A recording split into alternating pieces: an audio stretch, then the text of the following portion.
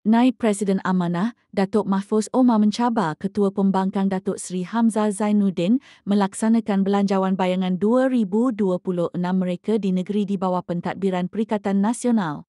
Kalau benar hebat, bentangkanlah bajet PN 2026 versi PN atau PAS di 4 negeri tersebut seperti diimpikan Hamzah. Tak perlu tunggu jadi kerajaan pusat untuk tunjuk kehebatan. Rakyat pun nak tengok sejauh mana mereka mampu menunaikan janji manis yang dilaungkan.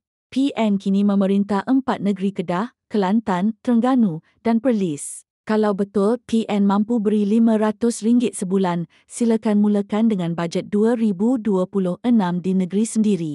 Buktikan kononnya kerajaan prihatin versi PN bukan sekadar slogan masa ceramah.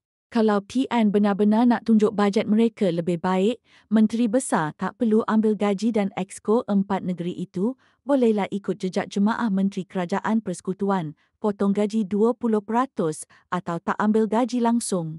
Jangan asyik dapat duit ihsan dari kerajaan pusat, tapi sibuk tukar kereta rasmi baru dan naik allowance pentadbiran. Kalau bajet PN betul-betul hebat, tunjukkan dengan amalan berjimat, bukan dengan kemewahan kuasa. Kalau Hamzah nak tunjuk kehebatan, jangan buat bajet dalam mimpi. Buat bajet di bumi nyata di negeri yang PN perintah. Kalau bajet madani datang dari idea rasional dan realiti, bajet PN nampaknya datang dari ilham fantasi. Cakap senang, laksana susah kecuali kalau bajet mereka ditulis atas awan dan ditandatangani oleh bintang.